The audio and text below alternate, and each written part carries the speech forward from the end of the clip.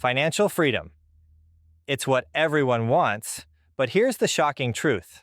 95% of people are actually working harder just to stay trapped in what experts call the financial rat race. That's such a striking statistic, and it really sets up what we're exploring today through Robert Kiyosaki's revolutionary perspective on money and wealth. You know what fascinates me most about Kiyosaki's story? Having two father figures with completely opposite views on money, his biological dad with a PhD, who believed in job security, and his friend's dad who taught him how money really works.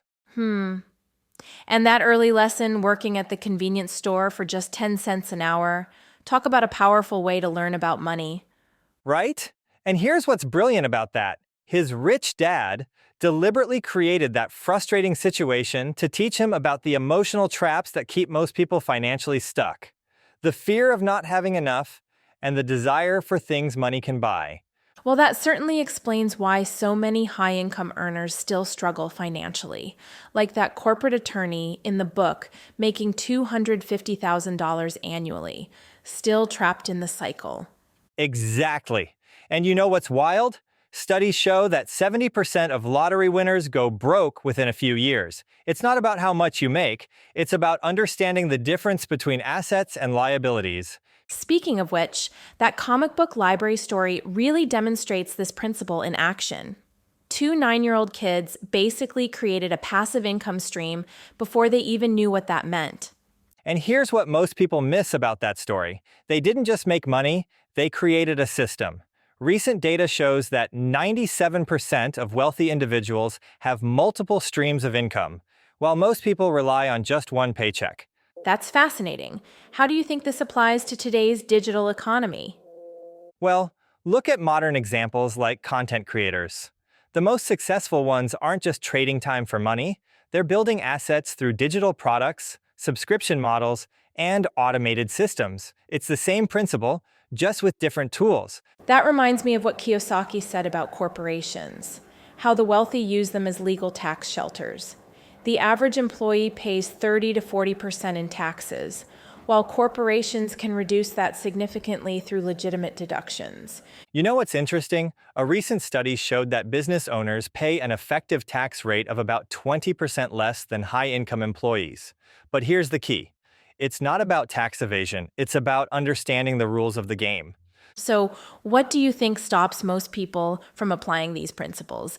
Those 5 obstacles Kiyosaki identifies are crucial: fear, cynicism, laziness, bad habits, and arrogance.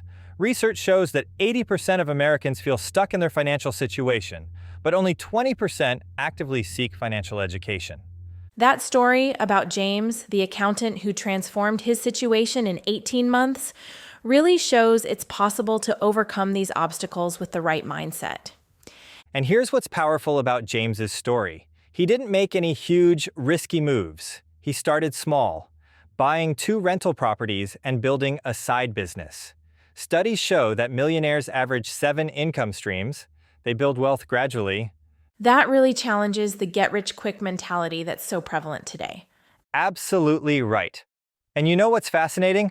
The average millionaire takes about 32 years to reach their first million. It's not about overnight success. It's about consistently applying these principles over time. Well, this conversation has certainly changed how I think about building wealth. Any final thoughts on the key takeaways? Here's what it comes down to.